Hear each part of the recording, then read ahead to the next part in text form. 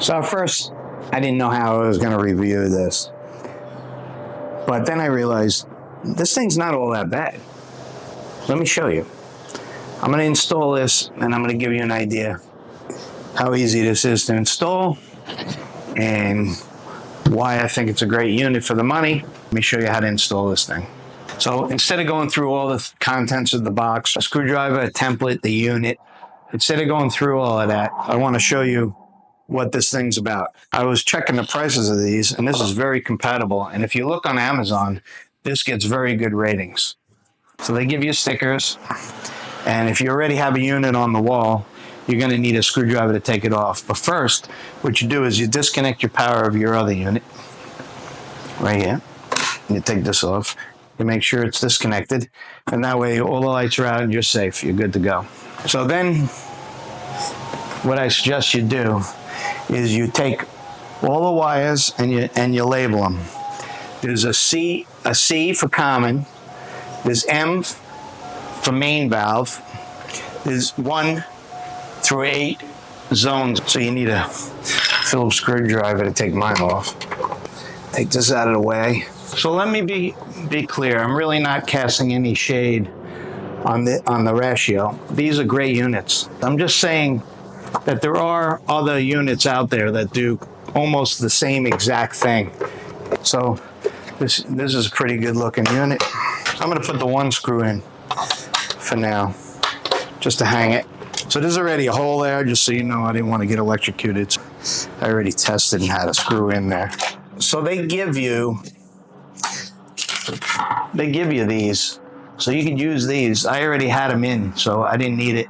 So you drill them out, you push them in the wall, you tap them in the wall. They have a template in there. They give you a mounting plate. Look how easy this is. So I know this is going to drive people crazy, but I would look for a stud. Always make sure there's no electric in the walls, because don't forget, a lot of times you have electric. See how this is? So I would do a stud sensor and electric sensor to make sure it's safe. I'd also turn off this power before I started drilling in the wall. The worst thing to do would be to drill into live wires. That would be pretty bad. You take this, you level it so it's level. See, it's level. You put that up against it. You make sure, or you could either do all of your transfers now, and it will be nice and level and square. You mark the holes, you drill it. These don't have to be on a stud. This could be on sheetrock, and it doesn't go all the way through the sheetrock. So if you mark your drill and you don't go all the way through, it's pretty safe that you're not going to hit any wires. So what I would do is take some tape, put it on the end of a drill bit so that you mark how deep to go in, and don't go in any deeper than that amount. See, you take it out and you measure it. You know, if you don't have, you have some extra tags on here. If you want to use one of these stickers on your drill bit, you can. So that will be the distance that your drill bit goes into the wall. At the distance, so you never push the drill in too far, and then tap these in. Okay, it tells you what size to use in here. Everything's in the instructions.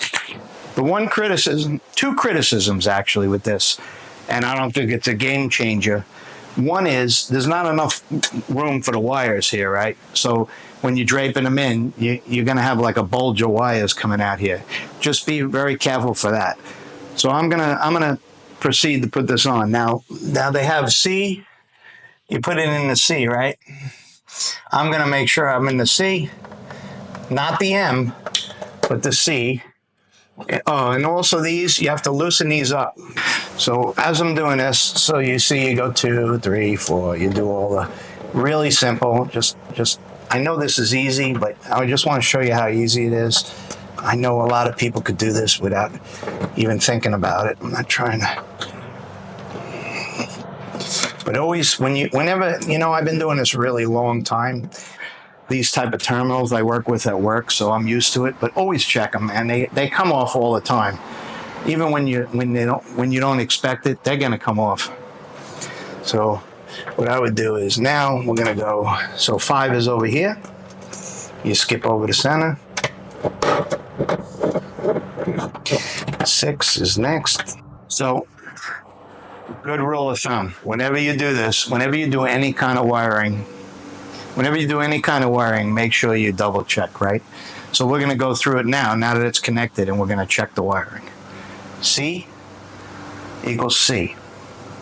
1 and 2 and so on. See how it goes all the way down? Now this unit has 12 zones. A lot of extra. For the money, this is a great unit. And this is one of the advantages to this, is that you get a lot, you get a lot for your money. So now that we got it all connected, everything's good to go. This is the one thing, and I wanted to show you, right? So you see how the wire's kind of outside here a little bit? This is how I would do it. It doesn't matter that you could see a little wire, and I would just put this on, but you see how it's a magnetic cover and it has a direction. So just put it in the right direction, get it on. You got to kind of squeeze the wires down. This is what I didn't like too much before. See, so this unit has got one direction. See the cutout here? Watch how easy. Nice. So so these wires could be tucked up in there, or you could just leave them like that as long as it's tight. Or you can cut them perfectly short, which I don't really like to do. I like to leave a little service loop. Now that everything's hooked up, we need the power source. Right now I have a power source for another unit, so I'm going to run the power source out here. So there's a power supply right in the box right there in here. They give you everything you need. They even give you the screwdriver. So they give you the sets, the screwdriver, the plastic, the instructions, and this power source, right? Big enough transformer, you think? I think it's going to be okay. And then this goes in the center right here. Okay? So this thing comes out like this. So that's another thing. You got to make sure the wires are all pushed in nice and tight so that this closes later. So for now, just for purposes of testing, we're going to do this. So what you got to do is see how it's hooked up. Now, if you go in the app, it hooks up to your internet. Now, the one thing over some of the other units that I noticed is this is only a 2.4 gigahertz. It's not a big game changer. I'm going to explain why. 2.4 gigahertz is a much stronger signal for distance. It's not super fast, but it's a strong signal for distance. This thing doesn't talk all that much. It just tells signals back and forth. It doesn't really need a speedy 5 hertz, over 5 hertz. I'm not talking about the different units. I don't want to go back and forth because they're all great. They all do it. But what I will say is this one does it at a lot better cost. And they have very good reviews on Amazon, and I think it's worthy of a try. Over your internet, you'll be able to control it from anywhere from your cell phone. All the fancy options doesn't change that. All it's doing is turning a valve on and off and making the water go on and off. So you might be able to find some more options in some of the other units, and it might be fancier, but if you're looking for a low-cost unit that gets 99% of all the options you're really ever going to use, because if you look in the software, it's pretty thorough. Do you really need to tell it what type of soil and what kind of hill and all that to calculate that you need 1 inch of water on your lawn? No. It calculates how much it rained. It knows how much water has been in the area. It assists you pretty well. It does almost what all the other units do, other than ask you a whole bunch of fancy questions. So when you open up this software, it's pretty nice, and I'm going to show you right on here. So you open up that software, right? And then it says, oh, it's 82.40 degrees Fahrenheit outside. It says water. So what I did is it tells me how many times I watered. It goes, you can go to home, you can go to schedules, you could add a schedule. So you could do a water delay. I'm doing plus, I'm adding a schedule, create a schedule. Then it will ask me a few questions. It goes down. Do you want a new grass schedule if you just seeded? And it will probably water multiple times in 24 hours. A fixed schedule, a smart schedule, and then it walks you right through. It's pretty decent. It says integrates most powerful intelligence. So you would do smart schedule, right? So then you go next. All you have to do is turn on one zone. Click at one zone, turn it on, go look where it is. Then in here you can name it. So that's zone 1, right? Now before, zone 1, I think, is my street edge. And it's going to go on, and then I could go in here and I could go select all. I don't know if you could see it. Select all, and I can make a schedule for everywhere, right? So, and then you tell how many minutes is going to run. Prior to this, I scanned the barcode.